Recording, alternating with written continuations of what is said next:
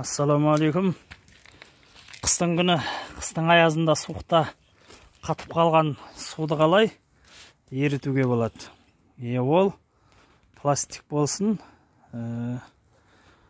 темір труба болсын, шотчиктің жанынан ашып алғаннан кейін, мінекей, мына көрдіңіздер, мына кішкентай бошкаға су құямыз.